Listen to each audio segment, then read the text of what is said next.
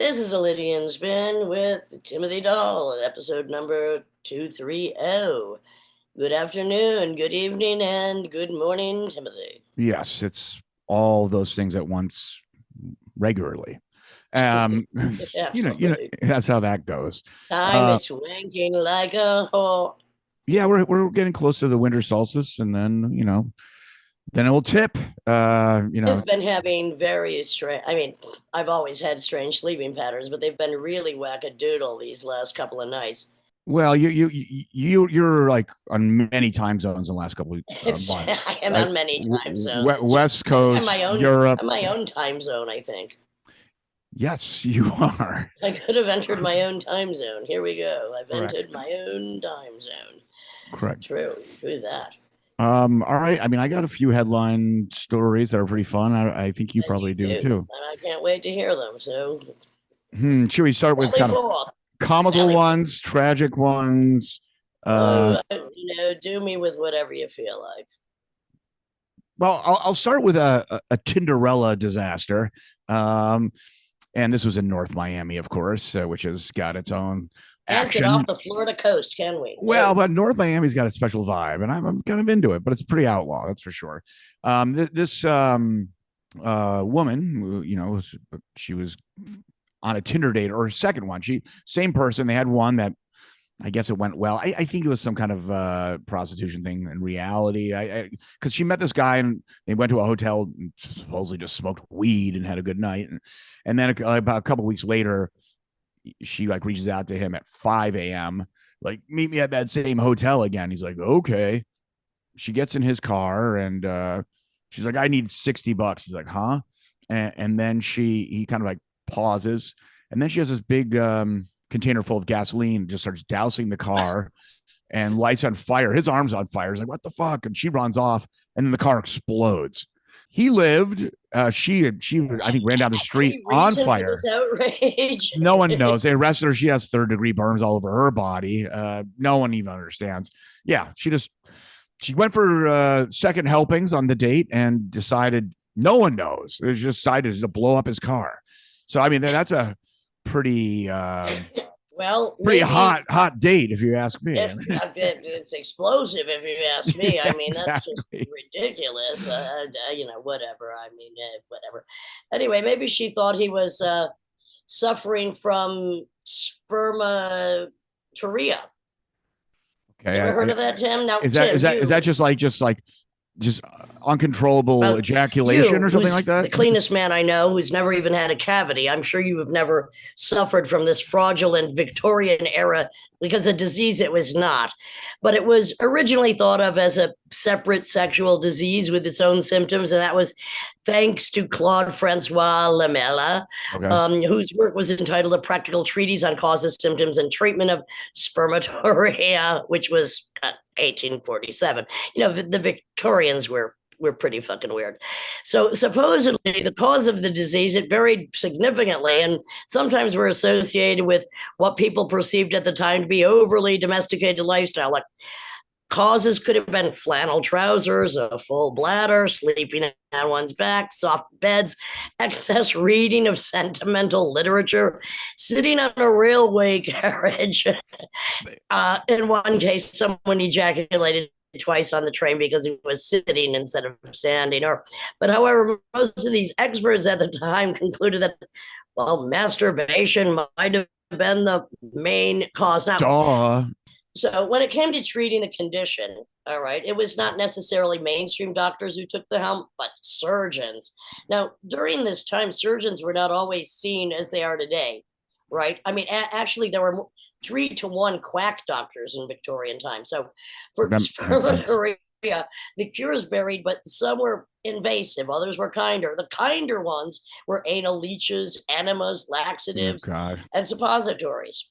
One particularly torturous sounding cure was the penis being pierced with metal rings. I mean, they were Oh ahead of my their time with that, God. but they were coated with chemical irritants. This meant that the patient was so sore that they would not want to masturbate. And unsurprisingly, it usually meant the patient was unwilling to repeat the procedure. So, another treatment, which was one I could imagine myself administering in the Victorian era, cauterization. which aimed to deaden and destroy the nerve endings in the penis so that they would not be susceptible to excitement anymore. Now, if you want to know further, and I'm sure you do, the procedure involved taking a thin metal instrument with a ball on the end, called a bougie, coated with caustic substances like silver nitrate, and passing it through the urethra. Now, this treatment was a bit controversial, but some argued it was safe, and while others thought it caused horrendous side effects like visible agony. Yeah. All right. So, look, I mean, this was, there was so much quackery, but let's not forget that the hacksaw was invented around the 1840s or 70s for childbirth, the C-section. So anyway, not to deflate anyone's possible, chub that they might have at the sound of my own voice. Well, you know what my interests lay, where they lay. I mean, this is just a bunch of British perverts. I mean, between some of the chronic masturbators who, they're trying to claim it's like it's like a wet dream, but being awake. It's all this kind of all this, sexually repressed bullshit. I find a little leakage in men kind of sexy. Sure. So you mix it with just perverts that are just wanting to publicly masturbate, and then sadist quack doctors. Quack, total quackery. It's basically when you basically suppress people's sexuality like Victorian age, all these more perverted things come out, and from all different angles. I just want to know, do you think one of these doctors that did one of these procedures was Dr. Franklin, and he could be known in the inner circles as Urethra Franklin? Oh, nice. That's a good one, Tim. I don't know why. On a lighter note, before I let you go on, sure. I thought this was the subject. You've been to Japan a few times. I've been to Japan a few times, but I've never gone to a restaurant. Oh, you show me this. Yes. The waitresses, they only charge £1.60 to slap you in the face, and it's a huge hit. So, I mean, and they do some pretty damaging in their kimonos. So, so they go to this Japanese tavern, and some even get backhanded, blows so powerful that the clients are knocked out. Now, you can actually see these videos, just look up, the backhanders in Japanese taverns. And the ladies are smiling, but so are the men. Like, I have. But they're paying for it. They're totally paying for it. And well, I mean, what have I been doing all along? I mean, it's true. I mean, I occasionally make a 50 or here and there, but well, the question is, if it's really not that much money to realize this fetish, how much of the women being paid for this? Well, they're not being paid that much, but I think they're doing it out of the sheer delight. Yep. Yeah. Another contextualized, compartmentalized fetish culture thing that pops up in Japan. As I've said before, sometimes people want to be slapped or punched in the face, so it erases the slap or their punch of their fucking father's fist. Yeah. Well, in Japan, it's always going to be something a little different. It's all right. Well, let's talk. I got a bunch of stuff. So, have you ever heard of a promposal before? A promposal? Well, having dropped out in the 10th grade, I never went to the prom, so no, I don't know what that is. Yeah, it's just basically something like, "Will you go to the prom with me?" Well, did you ever go to a prom, Tim? I played in a rock band at proms, but I never went. Any songs you recall playing? Yeah, it was an original heavy metal band, and then we just did our originals, and then they had the DJ play the fucking popular songs of the time, and the whole thing. All right, do tell what a promposal. Promposal. Well, that's someone asking someone to the prom. So there was a promposal that went wrong, and this was one of these kind of expensive private high schools in Arizona. What happened was some rich kid in his Porsche wanted to ask this woman out in the prom, but he wanted to do some kind of dramatic thing, and he worked it out with the campus security police, who asked the headmaster. They're all fucked, and what they were going to stage is he was going to kind of go through a stop sign, and the person was going to get pulled over, and then there's going to be this dramatic thing with the officer right in front of the girl, and then he's going to ask her on this date to the prom. Well, it went wrong because I guess the agreement was he was going to kind of do a rolling stop. Well, he fucking gunned it with his Porsche through it, and it just lined up with another person on their motorcycle and just plowed the fuck. Hey, there's video of this shit. This guy went flying. Where was this? Chandler, Arizona. And then, of course, there's a body cam, and the kid's like, that was our plan. And of course, the officer, the prom canceled for the rent-a-cop is like, we'll talk about that later. I mean, they're all fucked. It was one of the dumbest things ever. And I mean, the video is pretty insane. Fortunately, I mean, the thought of a prom is pretty dumb, if you ask me. I mean, you wear ugly clothes and you dance to horrible music with people you never want to see again. It's so stupid. Did you like the movie Carrie? I assume you've seen it. Yeah, well, of course, that's the kind of prom I like. Well, that's what I. All right. Well, speaking of a bunch of dumb meathead men, on the farmhouse fraternity at Oklahoma State, they woke up to a dead longhorn cow on their lawn, like all slit up with graffiti on it. One tag said "fuck farmhouse," but it made no sense. So basically, it was on the eve of a big football match against the Texas Longhorns, but under investigation is Alpha Gamma Rho, who is our like kind of competitor fraternity. So I think this, of course, the Alpha Gamma Rho is like, we had nothing to do with this, and we blah blah blah. But it was all confused. Like, this person hated this fraternity, but he also wanted to make a statement that he was rooting for his football team. Which the hell did he get a longhorn from? Well, they found it. They traced it. They found it at some ranch, and they did determine the thing was already dead from some disease. So they just dragged it. Of course, Oklahoma State's an agricultural university, and it's just the whole school's making statements that this is just not how we treat animals. Of course, they teach you how to industrialize slaughterhouses and all that stuff. No word about how they treat those who get hazed. Yeah, exactly. Well, hazed with a long head. It's a brewing ball of confusion, of just buckshot of all these kind of aggressions towards all these things, and it ended up with a mutilated corpse on a frat house lawn. And of course, it's a national story. Typical. Oh yeah. Oh yes. Well, taking this to another dimension, as they like to do. What would you think, Tim Dahl, as an expert in almost everything? Oh boy. What do you think outer space smells like?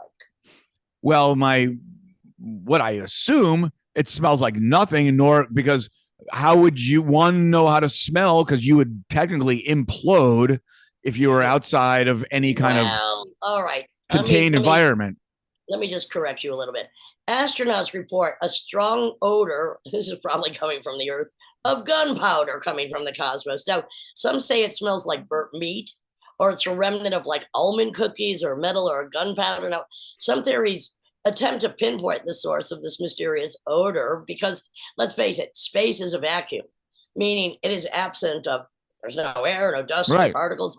Yet explorers have consistently reported a discernible scent emanating from the cosmos. So sulfur?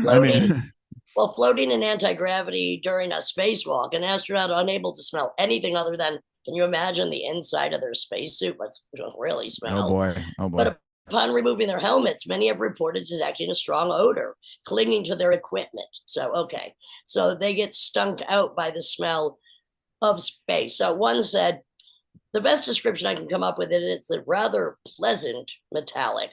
It brought me back to my college summers when I used an arc welding torch to repair heavy equipment. It reminded me of the sweet smelling welding fumes. To me, this is the smell of space. Now, another visitor to space said, kind of like a burnt almond cookie. Now, Stephen Pierce, a chemist hired by NASA to recreate the smell for trading purposes, said astronauts most often compare the smell to hot metal, burnt meat, burnt cake, spent gunpowder, or the welding of metal. Now, kind of interesting. So I'm trying to figure this out. This is what they experience while that's on their uniforms when they come out. So compounds called polycyclic aromatic hydrocarbons come from the constant explosion and seem to be all over the universe, right? Said Louis Almandola, the founder of astrophysics and astrochemistry. And he says they float all over the place. So the compounds are found in comets, meteors, and space, but have been detected on Earth in coal, oil, and even food. So the solar system is particularly pungent because it's rich in carbon and low in oxygen. And just like a car, if you starve it of oxygen, you start to see black soot and you get a foul So smell. I wonder if these spacesuits are acting as some kind of magnet, Yeah. kind of vacuum environment. Because yeah, as you're saying, there are Well, you know how particles. it is when you get into a car that a dog's been in, and then you smell like a dog for a couple Oh of days. God, that I'd rather smell like space. it's funny. I heard on the radio the other day this I forget her name. This woman who's an expert in mineral debris in the air and whether it's safe. So I think she deals with like unions to protect them, but with construction sites and all that stuff. And right. And all these particles, by the way, when you grind them up, they actually start changing a little bit. The molecular elements start changing when you kind of make them into fine dust. And of course, we inhale all that stuff. That's a whole other conversation. And once what I learned is lead, once it's deep in your lungs, 25-year half-life. That's there basically forever. I mean, compared to the other crap we breathe and eat, that's short.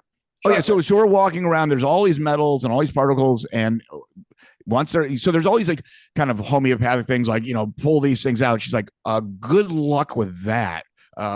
Once it's in you, I mean, it's in you, and once it's in the deep. Well, I mean, what's interesting to me is I wonder how that affects the gut organisms, which start feeding. She talks about that. So basically, before it goes into your deep lung, you have all these hairs that are they're our systems are there to like make sure they and that's what mucus, and it goes down. So if once it's in your mouth, if it doesn't reach your deep lungs, which is extremely dangerous, you're still eating it. So it's still going through your whole gut and it's going through your whole fucking system. Right. Well, so that brings me to my next story, which is gut organisms. They start feeding on the body inside out, of course, when we die. So I wonder, what if that starts disrupting, the self-digestion, which is basically the enzymes of your body cells start digesting themselves because they're deprived of oxygen. And this is, what putrefaction, what happens to your skin just after death too. So the gas released as a byproduct of putrefaction, I mean, that is what results in the stench of death. I wonder how far into space that leads. But, the gut biomes, that are in us, I mean, they live long after we do, which goes to prove my theory that we are just vehicles for bacteria. And we are just like the plane that bacteria lands in, because they will live outside of the body to aid in decomposition.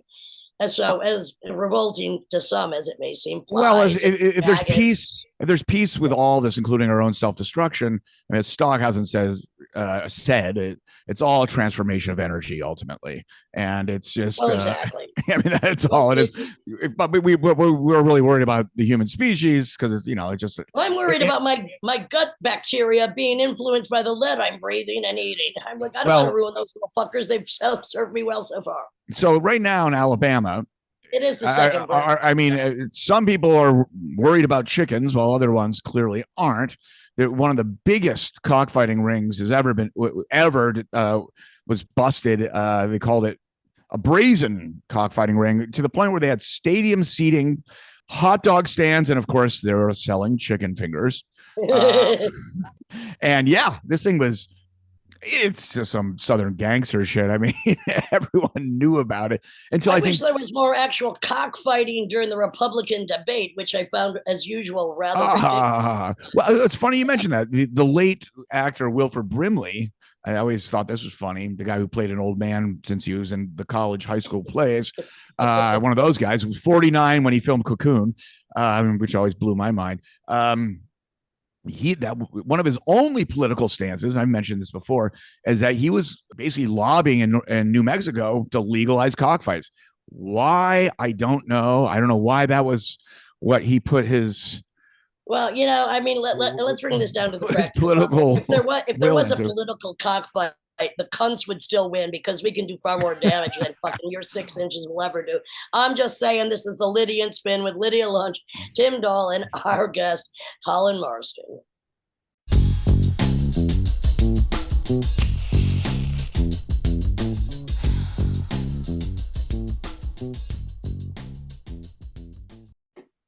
is the Lydian Spin with Lydia Lunch, Tim Dahl, and our special guest, Colin Marston, who multi-instrumentalist, I guess, specialty on guitar, runs his own studio, incredible producer, master engineer, and general nice guy. Hi, Colin.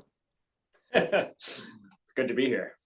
So, Colin, I would say you took the throne after James Brown died of the hardest working man in showbiz. I mean, no, I mean it's pretty insane. And also slightly less controversial of a character than James Brown. Well, you have time. You have plenty of time. Yes. I mean, James Brown's drug of choice towards the end of his life were cool cigarettes dipped in PCP, and he was still being invited to the Reagan White House. I mean, like really, kind of amazing, but makes no sense. No, yeah, a nice combo. Yes, yeah. So you have plenty of time. Well, I don't think you can buy cools in New York City anymore. So you'd have to put a lot of work in to find my own sort of depraved, things to dip cigarettes in. Correct. When you're as cool as you are, you don't even need to smoke because you're already hot. Let's face it. Oh shit! Whoa! Jesus, what are you doing to me, Colin? Already, we just got started. Yeah. You've been in so many bands. I can't even begin to mention them all. So why don't you just tell me the latest band or bands that you're working on now? Probably one of the newest one of the new projects that I was working on that finally had a release that came out this year is a brutal death metal band that I'm doing with bass player and drummer from Russia and a singer from France. So it's just a remote recording project. We've never met in person, and which seems less and less likely by the day, considering the countries. And what bands are they in? So this band is called Paroxysm Unit, but the drummer and bass player were both in this band called 7H Target. And the drummer also plays in Dispersed and Relics of Humanity, and the singer's band is Dark Owl Slaves. So all these super underground, ultra brutal, technical kind of death metal bands.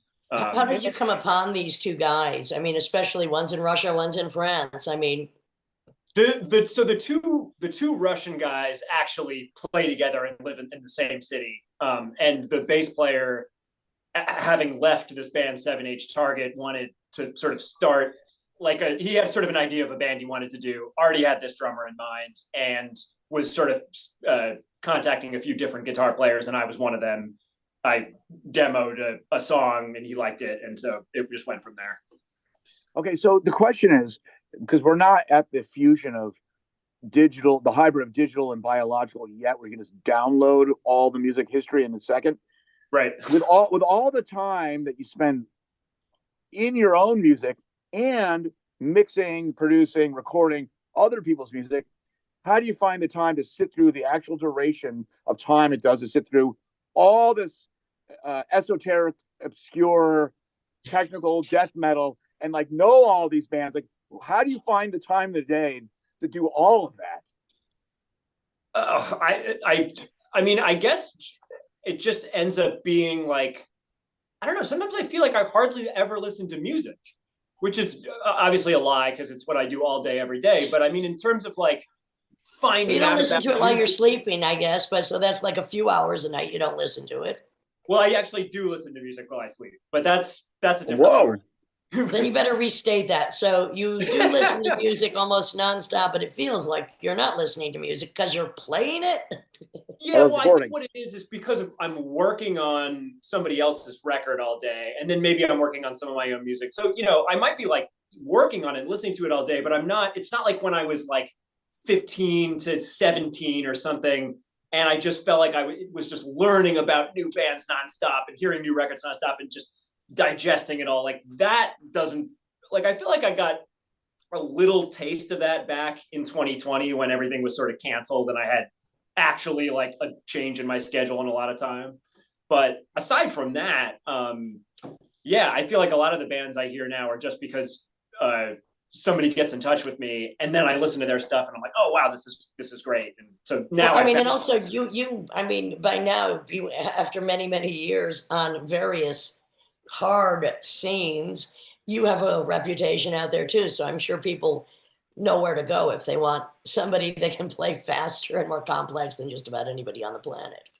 Sure. I mean, I'm like, I wasn't surprised these guys got in touch with me, but I was still flattered and excited, and, you know, stoked to do the band stuff. But yeah, I mean, I know I've got a lot of stuff out there in these. Well, that's like, I guess the other side of it was like, how do you find the time? And it's sort of like, I feel like I'm also sort of so ultra specialized in my music listening that I'm just missing 99.9% of shit, and a lot of shit that I probably would think is cool. But yes, I know a lot about this one tiny area of death metal and this one tiny area of classical music and whatever. But that's the thing about that tiny area of death metal and classical music. There's tons of that. It's just like you can't get through all of it. There's so much of it. It's exactly. And it's not like, I mean, you could come to the conclusion that, okay, it's overly saturated with the market of it. Fine. But it's all pretty, not all, but a lot of it's extremely competent and dedicated. It's not like the piles of shit that people have to sift through when they just walk out in the street and you're bombarded with all this pop crap. I don't feel like the problem is not being able to find good stuff. It's like, if you just spend a little bit of time, you can find plenty of great interest, you know, especially in that style of music. But, you know, pick a style. I think you can do it. But it just takes a little bit of fucking effort. Well, Colin, I want to ask you this, because you do spend a lot of time. You have a studio, people come and record there, or you mix, or you master, or you produce, and that's usually pretty long days to get things done. And I was just talking to Kevin Shea, and he said you are one of the fastest people ever, which I have also experienced, in your accomplishment of being an engineer, producer, just a master mixer. So if you're spending 8 or 10 hours a day on other people's music, what happens after that? Like, do you have the energy? Does it make you want to go do your own stuff, or you're like, damn, I need to lie down for a while? Kind of sometimes one or the other. And usually I just am forced to do stuff, or I force myself to do things. Like tomorrow we have like a rare like afternoon Krallice practice. So I know, like, after I get done with this, yes, I've been working since noon, but I'm going to have to practice the songs before but that's okay. Like, that'll be fun.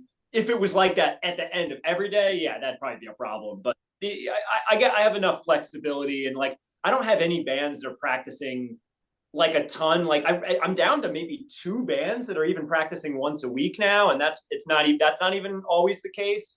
So yeah, I guess having like not the same schedule every day and not the same routine every day helps me a lot.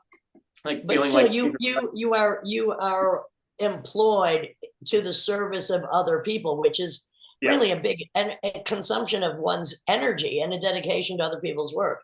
And for that, we do thank you. Yeah. Oh, awesome. Yeah. I mean, I love doing it too, because I feel like it works 2 ways. Like, A, I get to just help my friends, you know, do their records, and B, it like, I'm constantly working on that craft and getting better at it. So when it's time to do my own recording, it's like I don't have to sweat the details. And because that's what you studied at college, was really the technicality of being able to produce music, which you wanted to do, not only your own, and thank you for helping other people, because you do. And I mean, you know, I think about it sometimes, like, even if I didn't do that, I'm sure I would still be exactly doing the same shit. I was recording stuff before recording school, and, you know, it just, that didn't hurt. But I don't, it wasn't like I fell into that and realized, oh, this is really what I want to do. You know what I mean? Like I was always on that track no matter what. Yeah. And so when you Krallice, what is tomorrow's rehearsal going to look like? Because when Krallice first hit the scene, what was that, 20 years ago? How old is Krallice? 15, I think. 2007. 2007. Oh, okay. So you guys were a black metal band. Would you still consider yourself as a black metal band? No, I mean, I don't know if I ever did, but it's decent convenience, and it fit the first 4 albums like decently well. And yeah, now I think sometimes it fits and sometimes it doesn't at all, but it doesn't really matter. Like, I'm not hung up on it. Okay, so let's talk about this year. I mean, you just got off the road also, right? Yeah, I did the Gorguts Cannibal Corpse Mayhem tour, which was totally crazy. I just slow down and say that again, because some people are going to be very interested in that. And that triple bill, you just did what? Yeah, so it was a co-headlining tour of Cannibal Corpse and Mayhem. And I was playing in Gorguts, which I joined in 2008 when the band restarted. Kevin and me, Kevin from Dysrhythmia. So yeah, that was like, probably the biggest tour I've ever done, but also just the first tour I'd done at all since 2019. And Gorguts hadn't played since 2017. And, so it felt even more significant. How many shows was that? It was like almost 5 weeks on the road. It was Wow. There was a lot of days off, so it was maybe 25 shows or something, 22 shows. And that's a major kind of an all-star lineup. Of course, Mayhem and Cannibal Corpse, legendary underground metal bands, but so is Gorguts. And Sure. How long of a set would Gorguts get each night opening up for those two bands? We'd play a half hour. So there was a band before us that played a half hour. We played a half hour. And then Mayhem and Cannibal each played like an hour and 15, something like that, hour and 15. How many songs do you squeeze into half an hour? 3? Well, this set was interesting because for the first time too, we were playing almost all songs from the first Gorguts album, which is before they got super hard. It's like the much more like rock and roll death metal material. Whoa, okay. It's still really interesting. It's sort of like, if you spend time with it, you realize it's deeper than maybe it even seems at first. But it has a very different vibe. It kind of fit the show a lot better than when we play the super crazy shit, which kind of leaves people like not really knowing how to react. Even if they're enjoying it, like they're not rocking out, you know what I mean? But you probably wouldn't be in Gorguts or even interested in Gorguts if it wasn't for the really crazy shit that attracted you initially, or am I wrong? Of course, yeah, that was the music I heard, and then I heard the more traditional first two records. I heard those later and was like, these are great, but yeah, the stuff that drew me in was the really avant-garde, crazy stuff. Well, I mean, sometimes also, I mean, what's interesting to me is, specifically speaking about you, there are so many notes in 1 second, it seems, that it might be hard for the average listener to comprehend exactly what's going on. So that could lead to some confusion when you're going really far out. Yeah, that combined with just having music where there's like, maybe just, maybe I'm just saying exactly the same thing, but just like not really something to latch onto. And especially that combined with murky theater sound. Well, that's what I was going to say. The more avant-garde and the more the faster and the more dissonant and the lower and more variation. The bigger the room, the more of those details are going to get fucking lost. Yeah.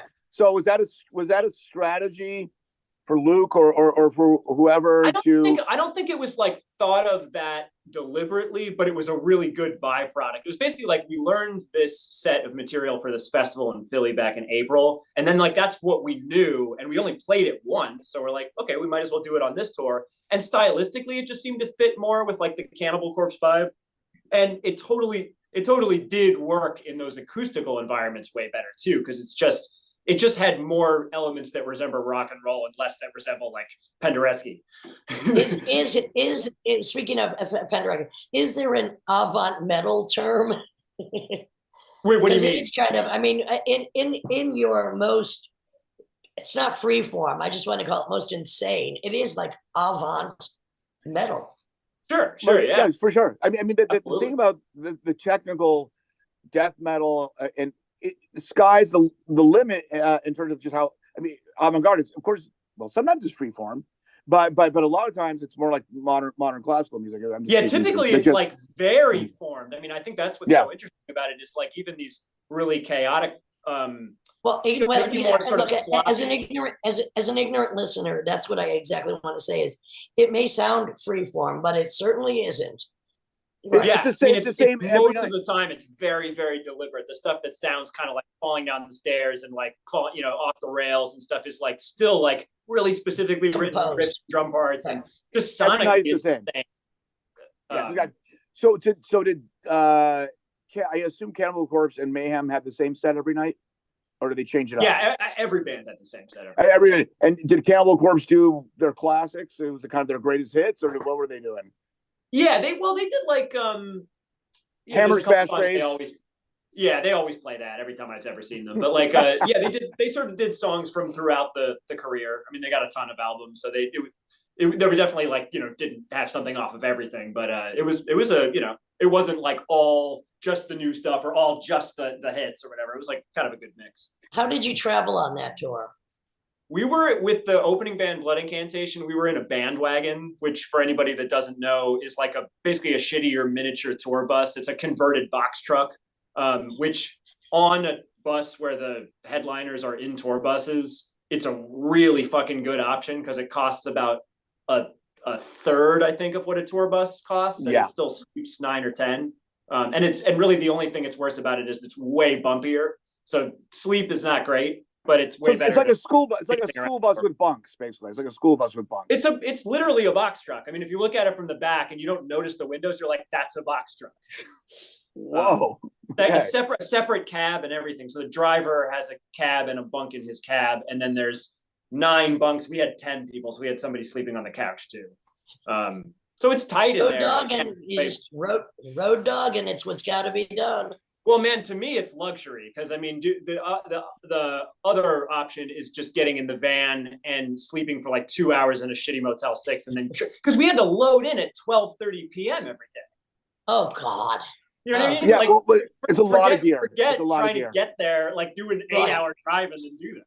You have to drive all night. Well, and this tour was in America, where the drives can be rather tedious. Yeah, and it was also your classic tour routing, where it's not routed for efficiency or saving money on gas. It's routed to make the booking agent the most amount of money and get the highest guarantees. So we did like this at the beginning of the tour, and then went around the country. Yeah. I'm familiar with that. So. I mean that's we all are. Yeah, exactly. Well, I prefer to go in one concentric circle, and then another circle, and then another circle. But I don't think I could book 5 weeks in America if I was playing with a all ghosted band. So was there? Did each band have their own sound technician? Their own. Yeah, we shared. So us and Blood Incantation shared a sound engineer, and then Mayhem and Campbell each had one. Yeah. I mean, they each had full crews. Like they had full tour buses. So they had like each, about 6 or 7 people working for them. What size places were you playing? Like 1,500 to 4,000 capacity places. And you hadn't been on tour in a while. Well, COVID shut down a lot of people, but so that must have felt good. That crazy way to come back. I mean, so Dysrhythmia did a 4-day tour right before we recorded to practice, like right before going on the Gorguts tour. So technically that's the first tour I did. And that felt like, all right, slipping into a comfortable pair of shoes, playing for like, 50 people, like 30 people, like that kind of thing. I was like, okay, yeah, this is, and we played really well and it was really relaxed. And it just, I was like, yeah, this feels right. And then the Gorguts tour just felt like a simulation of life. It felt like, like being on a reality show or some shit. What was 4,000 capacity, the biggest rooms? What cities were those?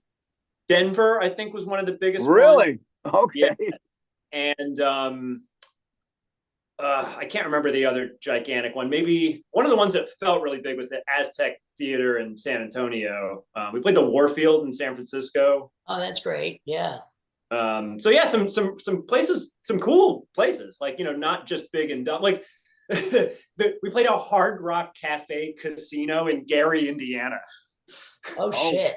So Chicago didn't do the show. They it was the suburb. Well, Gary's not really a suburb, but it's that was the Chicago show ostensibly. Right, exactly. Yeah. And there were some weird other moves because, dude, Cannibal Corpse has not stopped touring since the early 90s. Their only break ever was for COVID. So they kind of can't, they have to skip some cities on some tours. So like we didn't play LA. We just played San Diego, for example, and like no shows in Oregon. Instead we went to Boise. So there was like weird choices. Because they had played LA and they must have. Like otherwise, why would you not do a show in LA? Right.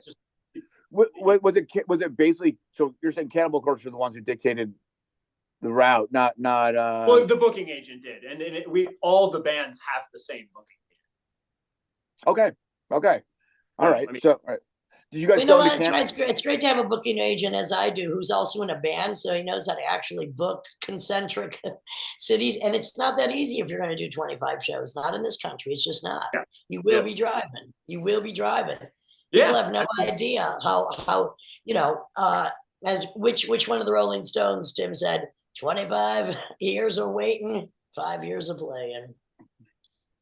Yeah. 25 years of driving, 1 hour on stage. Yep. Yep, that's it. Yeah. Or half. Case maybe. 30 minutes on stage. Did you go into Canada at all?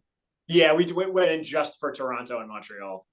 Okay, which must have been pretty huge shows. There's a lot of metal. I mean, dude, all of the shows were huge. I mean, they were all insane. Like, the only ones that weren't sold out were those like gigantic venues. I mean, it was totally nuts.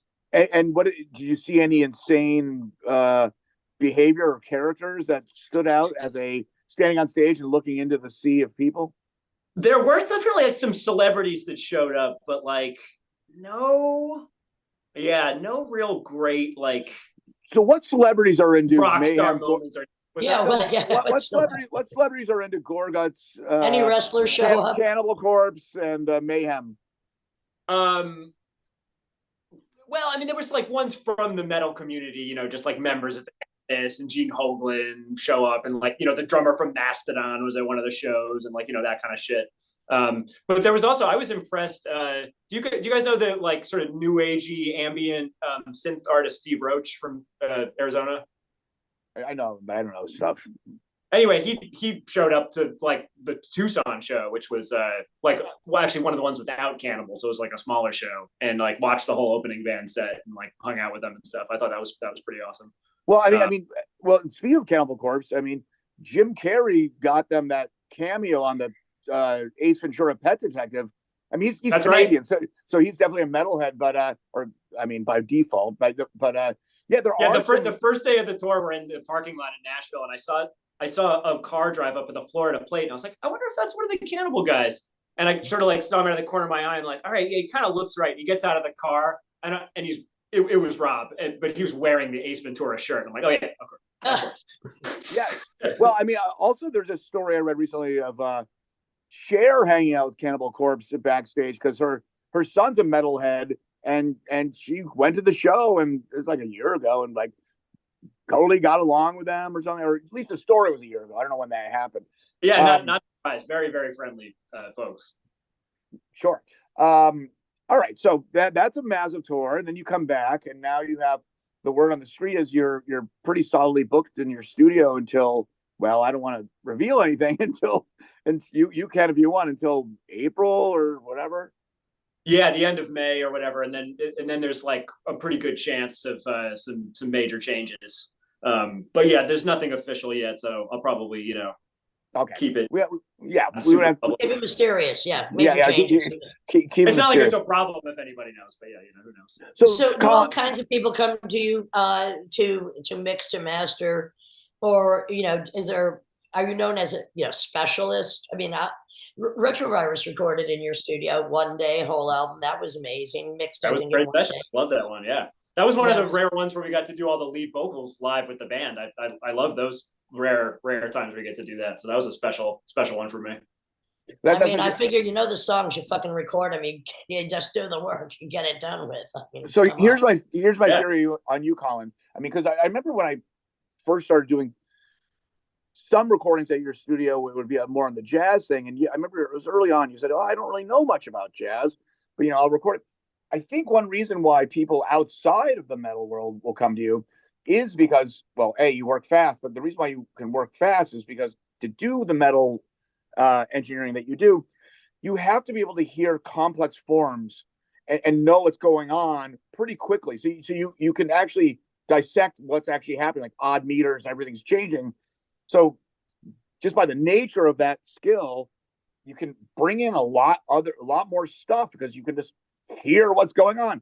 A lot of engineers, believe it or not, even though they can hear timbrally what's going on and mix-wise what's going on, they don't always can hear like what the fuck is this band even doing. Yeah, like what is the music doing? Like exactly. Yeah, I think that's fair. And I mean, really, like, I think of coming to metal late. Like, I came to it more when I was like 17, 18. I mean, it's still when you're young. But the shit that I really like feel like I grew up with, and when I started playing music that I was super into, was like 70s prog and like experimental music. Yes. Well, and I like who? Like, okay, let's talk about when you're 12, 13. My favorite band when I was 12 and 13 was King Crimson. So right when I started playing guitar, that was my favorite band. And I heard, you know, Eno and Bowie and stuff around the same time. But I mean, that one they had these really darker moments and this more dissonance. And so that's the shit I really keyed into. And then I found bands like Universe Zero and stuff a little bit later. I was like, okay, that's got this sort of chamber music, Stravinsky, Bartok thing. That appeals to me. Then when I heard bands like Gorguts later, and it was like that with this extreme metal timbral aspect, like I was really hooked on that sound. And you heard something that really appealed and moved you, and then you were in it. Yeah, I mean, that's another layer to that story. Yeah, being like, yeah, actually joining that band. But yeah, they were super big influential band of kind of bringing together that dissonance that I had heard as a teenager that was in classical and prog, but I just didn't really know death metal. And then, you know, heard Morbid Angel, and I was really intrigued by them. But then hearing Gorguts, where it was like this full-on sort of 20th century classical dissonant approach in metal, like that's when I sort of linked the two. And then I kind of got to appreciate more of the like traditional extreme metal, and like it worked my way back to like Slayer, you know, Hell Awaits. And yeah, you went from. What was your first instrument? What was your first instrument, Colin?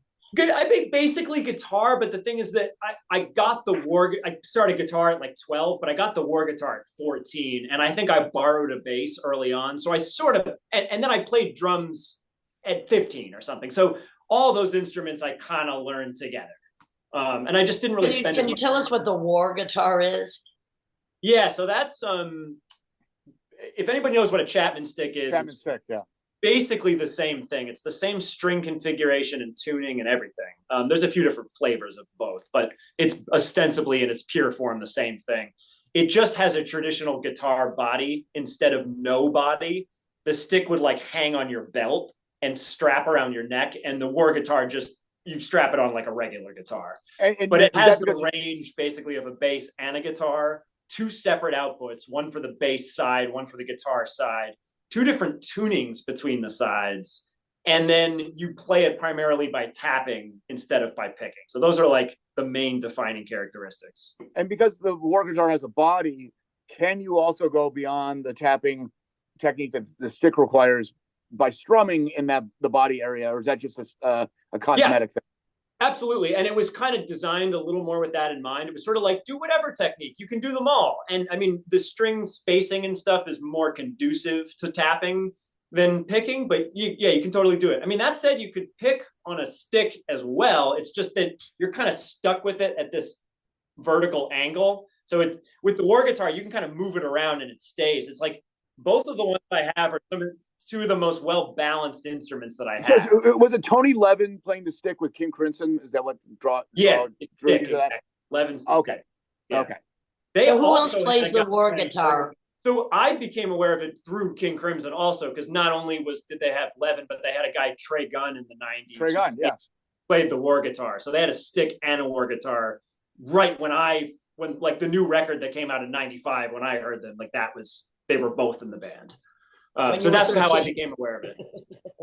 When you were 13. Yeah, exactly. Yeah, cool. So there's a lot of stuff to talk about here, but little inside information question, because you went into death metal via the avant-garde, like Gorguts, a band eventually you ended up playing with. Is it true that Obscura, one reason why it sounds so unique, is because the drummer who recorded it was a sub, because the real drummer had surgery or was injured, and this was like maybe a jazz fusion guy who had all these chops but didn't have the language of metal, and that's why it sounds so weird, because he's nailing it, but it's coming from a whole other angle. Is that correct? Okay, that's almost accurate, but not quite. So okay. He wasn't quite a sub. Basically, Steve McDonald, who wrote all the songs in Obscura with the band and plays on all the demos, he just quit the band. and then came back a couple years later. But during the time he quit the band is when they decided to record finally. So the drummer that they got in the meantime was a dude who I think Steve Hurdle had played with in one of his other bands briefly. Don't quote me on that. And I'm not sure about he was a jazz fusion drummer and not a metal drummer thing. I'm not sure if that's true. But yeah, but basically he wasn't, what is true is that he wasn't comfortable with the material and he really struggled in the studio. And Luke was incredibly frustrated recording that album. He can't listen to it now. He hates amazing. Because that struggle makes it, so that's what I always tell him. Like him and folk art. Yeah, I always tell them, I'm like, dude, the fact that it's off the rails makes the record even crazier. And I never even really heard the drumming personally as being sloppy. Like to me, it fit the music really well. If you listen to the versions with the other drummer, you can kind of see what they're talking about. But I think they're kind of discounting the positive aspect of the shitty struggle that he had doing that record, which I'm sure being in that band would have been no fun. But from an outside perspective, it's like, I think it really makes it better, like more special. But it's like Jimmy Page not being able to realize his own imagination, and it's kind of like there's a tension. The version, the abstraction, I was always more drawn to than the refinement. I mean, exactly. you go back with Lombardo, for instance. There's a million guys who can probably play Slayer songs more accurately than those early Slayer records, but it brings the folk art element, which I guess some people like and some people don't. I like it. And the thing is, like, there's a big issue with people in death metal with sloppy performances, and like, Luke and Patrice are two guys where they're just like, they won't accept the sloppy performance, basically. It's just like not okay to them, like in any context. Whereas to me, it's completely beside the point. It has nothing to do with if something's good or bad, how well it's performed. Absolutely nothing to do with it. Yeah. It's just I so agree. Absolutely 100% agree. Because to me, look, it's more about the performance and the totality of it than if somebody makes a mistake. Give me a break. I mean, it's rock fucking music. And when you say, Colin, in the era of Pro Tools metal and quantized computer metal, where everything is so fucking metric and tidied up with the computer, doesn't the fucking struggle human part? Aren't those struggling albums the ones that stand out more as it becomes, it becomes more saturated with just a computer quantized everything metal? I don't know. That's my own opinion. Not to me. I mean, so it's like, I don't want people to think that I'm saying like sloppiness is inherently good either. No. It's right. Beside the point. And what I feel like is what really matters is like the conviction of the performance. Like, does the musician really mean it? Like, can you tell that they mean it?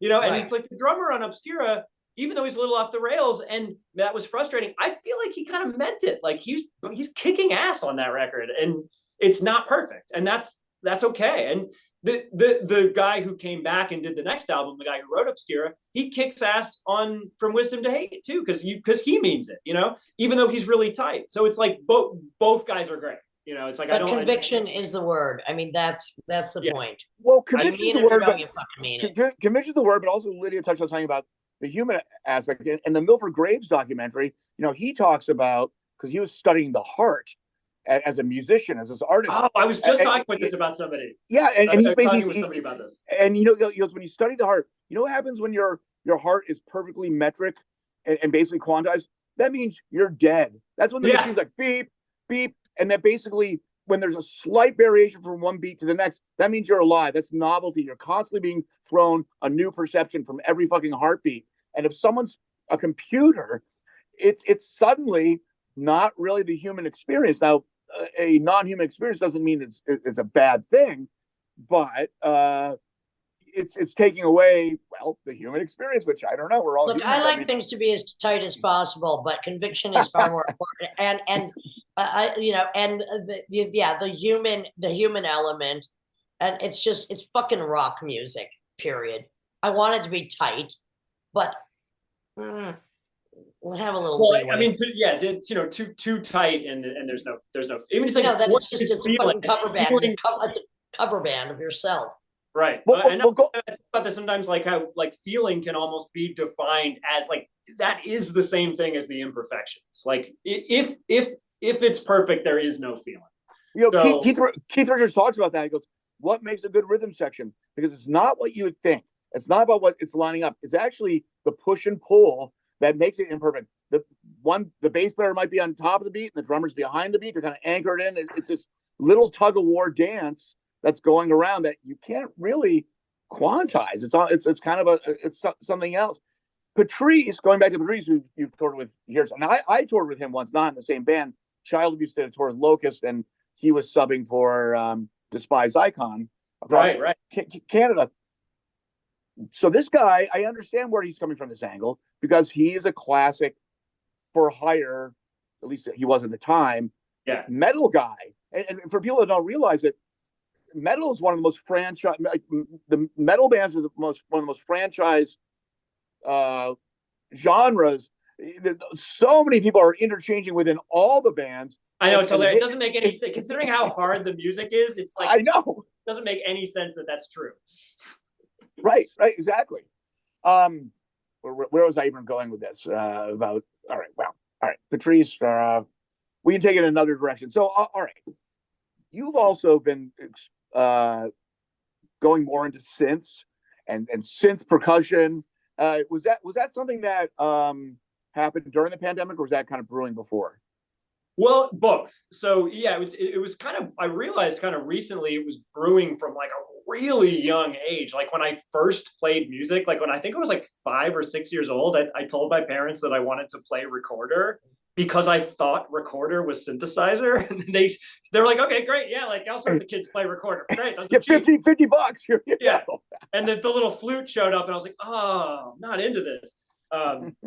So yeah, and like ambient music and synth music have always been a big part of it. Like I mentioned, like sleeping with music on, like I do that every night. And so what happened was, and I've been making ambient records and playing ambient music forever, but yeah, what happened in 2020 was like I got, once I sort of like got over the hump of like just falling into remote work and working and stuff, I actually was like doing financially better because I had zero expenses. I wasn't going on tour, and touring usually is a money loser for me. Having a job costs money no matter what it is. Leaving the house costs money.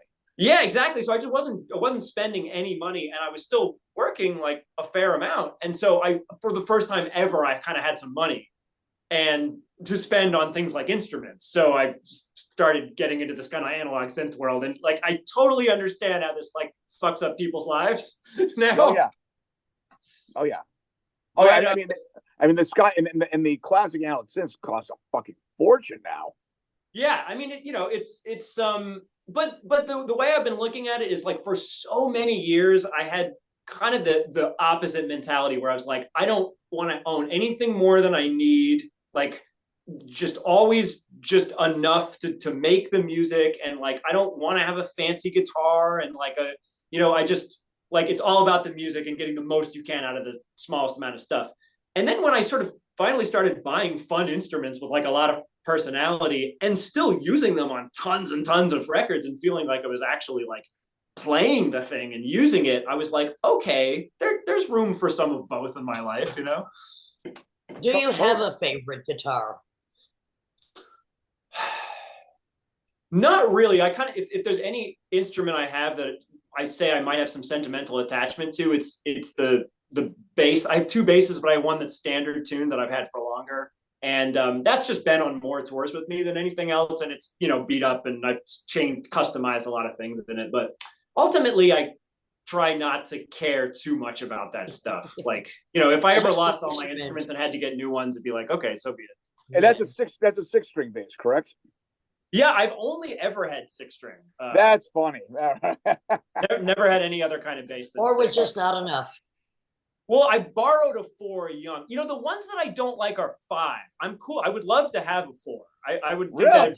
Yeah, if I just could have every instrument I ever wanted, I would totally have a 4-string Rickenbacker. I've always really liked that bass. Oh, nice.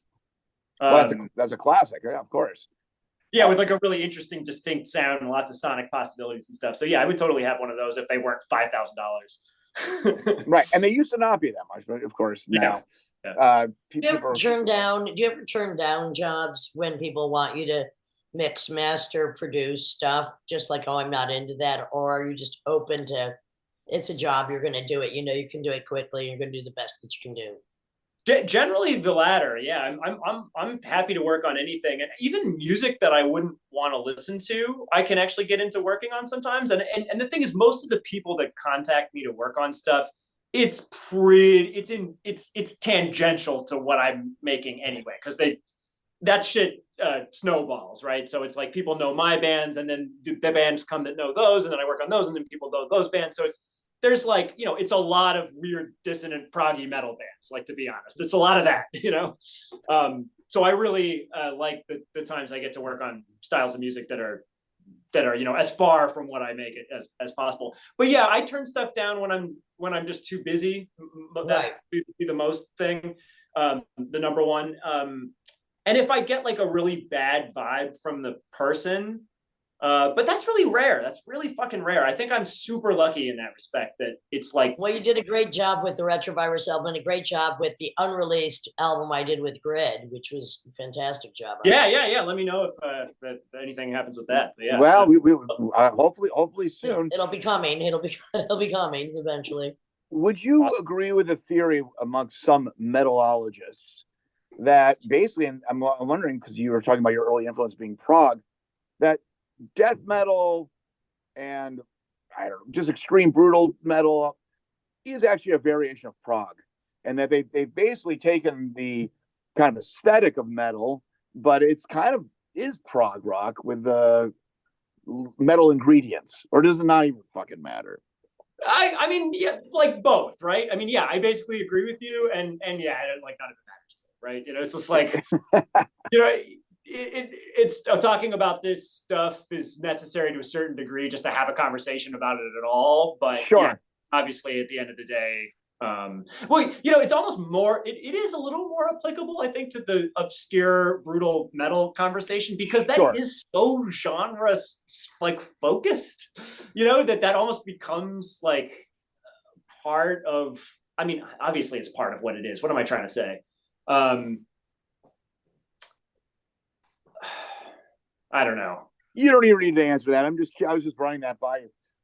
I mean, I think the important aspect is just that this is kind of the most insanely technical, progressive. Like, those words are kind of sell short what we're saying, but like they conjure something. Kind of like the craziest shit out there are these underground metal bands that have this very noisy sound, so it might not really be apparent at first. It's funny. I find that prog's biggest influence in terms of what you're hearing coming out today, 2023, is extreme metal and gospel chops, like commercial gospel. Because contemporary gospel, it's all, those guys are all checking out. They're doing blast beats. They're checking out the most technical shit. So right. The most technical. I mean, if you listen to commercial gospel, which none of us really do, I check it out because they'll have videos up there. It's like, these guys are fucking destroying it, but it's not sounding anything like 1965 Sissy Houston or any of that shit. I mean, that's in the root, just like metal's in the root to extreme death metal. But the shit is so progged out. It's like, how did this even fucking happen? But yeah, I mean, I guess what it is it's like these are prog in the sense of of musicians really pushing what can be done on the instrument, and like how kind of like over the top a sound can you produce and a phrase can you make, and because there's lots of prog music out there which is like structurally complex or whatever, but isn't like these musicians almost like pushing themselves to the limit, creating some like new tension that way, which is, I think that those are the things that the gospel and the death metal have in common, Sure. Almost like less so in modern classical, which is like, like conceptually and structurally, but maybe that's sort of like really involved, but you don't always get that like musician being pushed to the limit thing. Because I think just a lot of times the composer is not the player. Right. But during serialism, you did, and then with postmodern classical, that kind of was like, hey, let's go away from that. I mean, I mean, Milton Babbitt, that shit's that's as perverted as it could possibly get. Yeah, and like Fairneo and stuff like where he's like almost like trying to like make fun of musicians. Colin, what do you think are some of the most extreme metal bands of any genre metal out there at this moment, whether they're from 10 years ago, 20 years ago, or 5 minutes ago? What do you think is really, I can't say on the level that you're playing, but on, you know, a level that you consider pretty outrageous? Well, there's these couple, like, so, you know, Insanithrak, the band with Weasel and Mick, I feel like we kind of have these sort of like little brother bands, so to speak. One of them I'm wearing the shirt of is this band Effluence. And there's another one called Trichomoniasis, both of which seem to be doing this, like using improvisation in the brutal death metal to create sort of like a new level of just not being able to perceive what the structure is and feeling like, you know, almost like the most complicated possible composition can only be achieved through improvisation. Avant Brut. Yeah, so I really like what those two bands are doing. That's like one side of being really extreme for sure. But I don't want to spoil your whole system and your whole process. But and we can edit this out if you even want. But isn't the technique that it starts with improv and then you guys go back and deconstruct it and then compose over the improv, so it sounds through composed, right? Yeah, well, okay, so I'm not sure, the bands that I just mentioned, I'm not sure how they do it, so I'm actually kind of interested. But with Insanithrak, we've done it a different way each time. So the first album is just us improvising together, and the vocals improvised but overdubbed, right? The second one was the one where we did it the same way, and then we took away all the improvised guitars, and Mick and I went back and wrote very small sections to kind of go with Weasel. So that's like a hybrid composed improvised. And then for the new album, we did the vocals first, then had the guitars follow the vocals. Oh, that's funny.